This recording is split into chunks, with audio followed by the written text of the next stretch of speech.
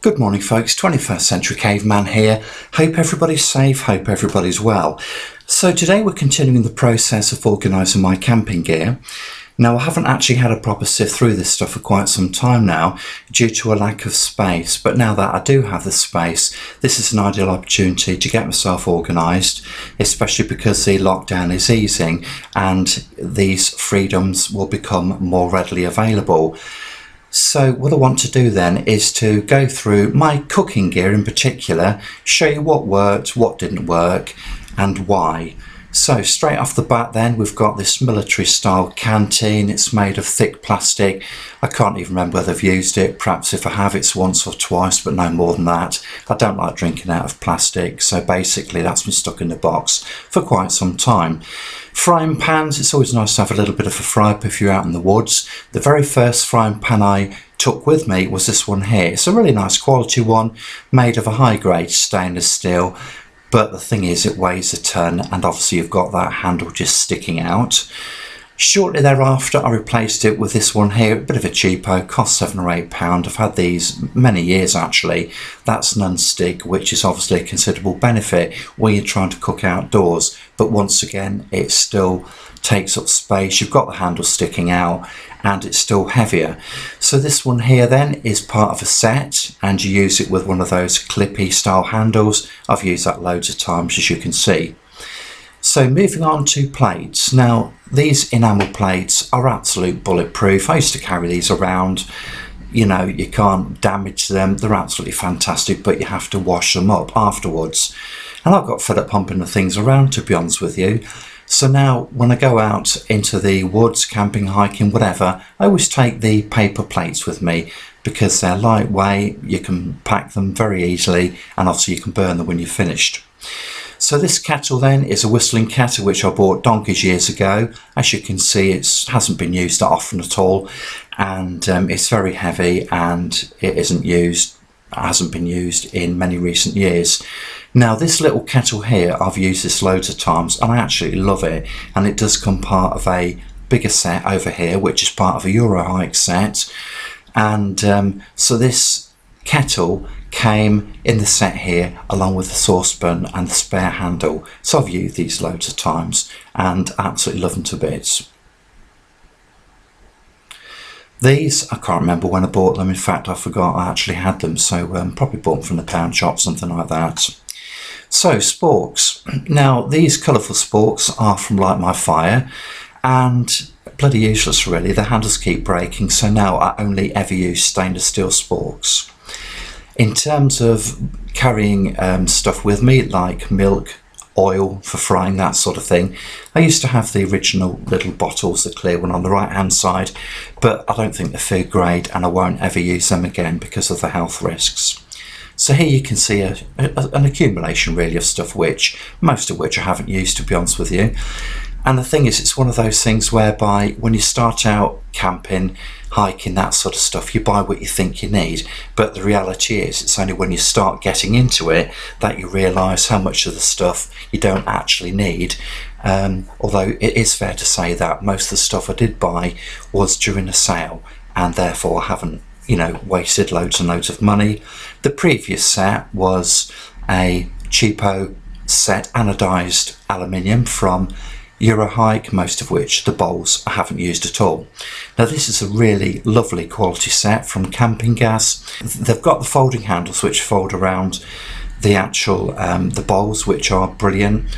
They're non-stick and these are really lovely quality. This frying pan, I've used it loads of times and it's brilliant for baking bannock. There's another little mug in here which we'll come to, which I've used loads of times, and that's fantastic for cooking up things like pasta, etc. So it's the one with the handles which fold around, the butterfly handles fold around the the pot. And as you can see, I've got a couple of other bigger pots here which I've never ever used and may never use, I suppose, but they are lovely quality. I got this dirt cheap and I don't regret buying them really because they always come in handy. But the fact is, I haven't used them and I can't envisage a situation in the very near future where I will use them.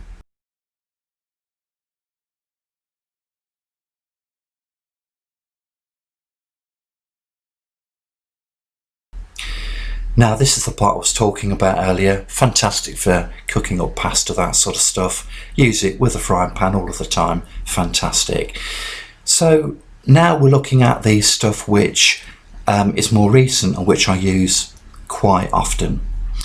So in terms of water canteens, I only really ever use stainless steel these days.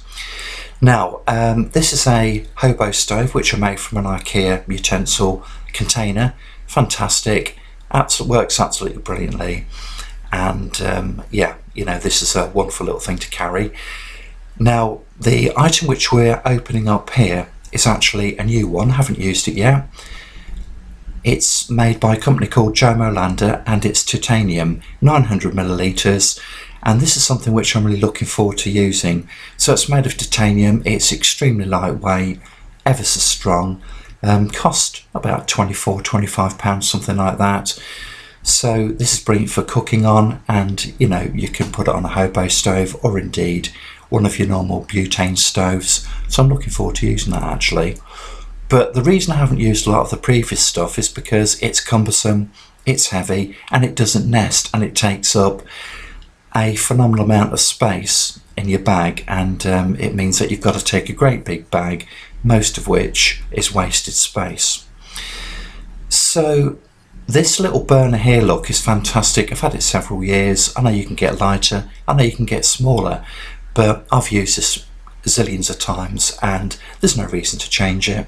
And yeah, you know, the titanium stuff is the way to go as far as I'm concerned.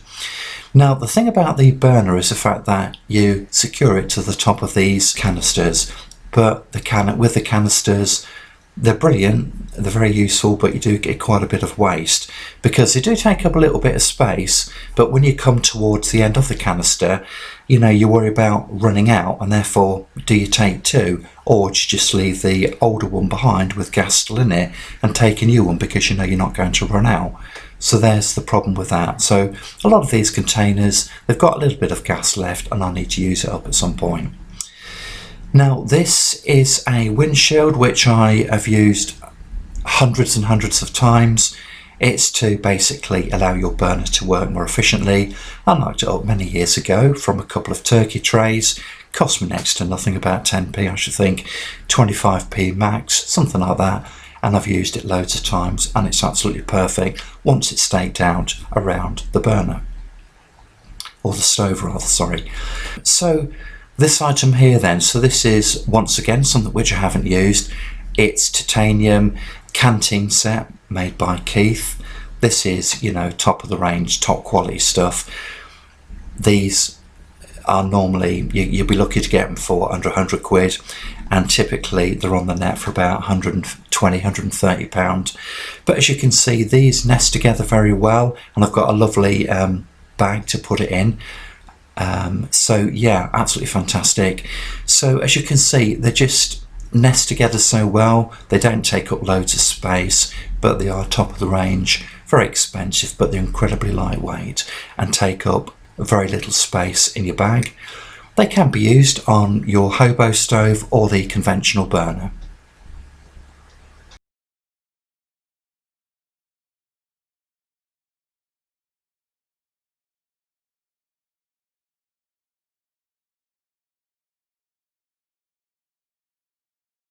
I'm sorry, we seem to have lost a bit of focus on here. So the titanium stuff then, you can put hot or cold drinks in there, and you can cook them over an open fire or use a conventional burner, and they won't go out of shape. They won't warp basically.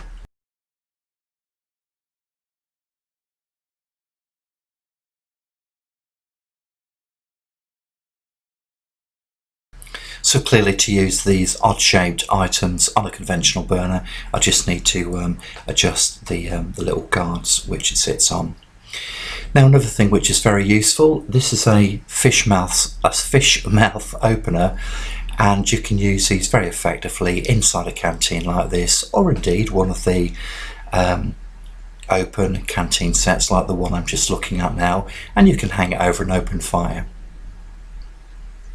Once again, these sorts of items nest wonderfully. They're very lightweight and they take up the minimum amount of space in your bag.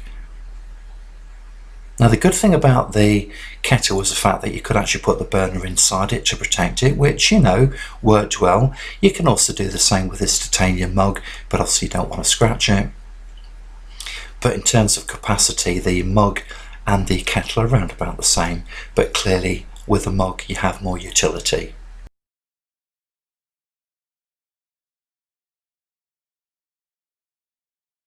So with this titanium canteen set then, so you can carry water, you can boil water, and you can make hot drinks, and you can prepare food in the cup that comes with it.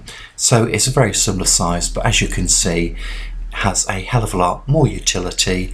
It's more compact and has more uses basically, and of course it's a lot lighter.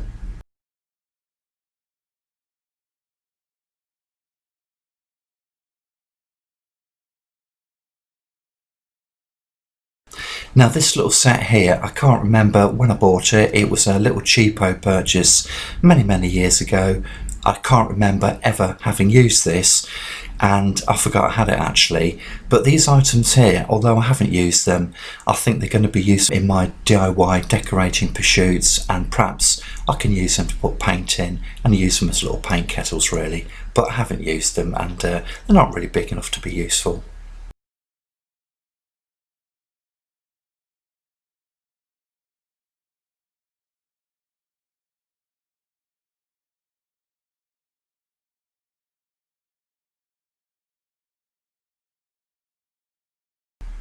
So yes, they do nest together very well, and they take up a minimum amount of space.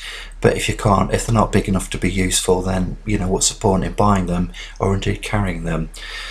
So look, this is the accumulation of all my cooking stuff for camping, most of which I haven't used, but virtually everything here I've actually obtained in a sale or at a very good price.